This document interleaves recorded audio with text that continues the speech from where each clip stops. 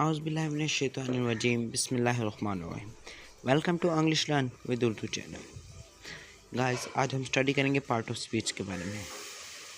9 part of speech 9 होते हैं।